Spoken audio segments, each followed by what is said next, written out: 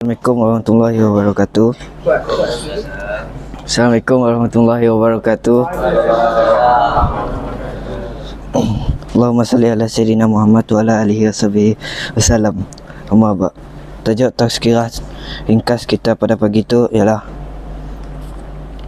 panduan ringkas syarat sah puasa.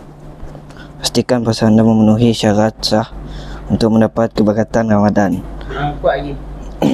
Syarat sah puasa tu. Syarat sah puasa. Syarat utama sah puasa menjadi Muslim, tentunya beragama Islam lah. Kedua, berakal, tidak gila, tidak mempunyai. Pertama tadi Islam. Ya. Kedua berakal.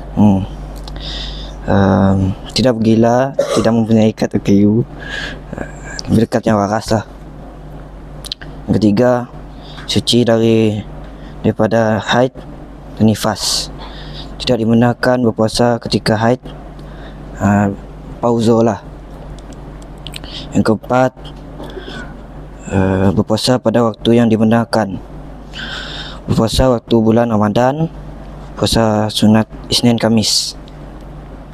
Yang kelima, didik kanak-kanak berpuasa seawal 7 tahun. Ibu bapa perlu melatih anak yang tidak muaiz berpuasa sebelum mereka mencapai usia belia. Muaiz itu upah bermaksud yang boleh membezakan salah atau benar. Yang keenam, Ramadan. Ramadan bulan terbaik terbaik bagi mukmin.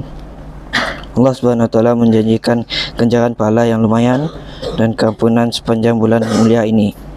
Pintu syurga dibuka seluas-luasnya dan amalan dilimpah kali gandakan. Itu jasa. Okay, tadi idea ada sebut syarat sah puasa, salah satu dia adalah berpuasa pada waktu yang dibenarkan.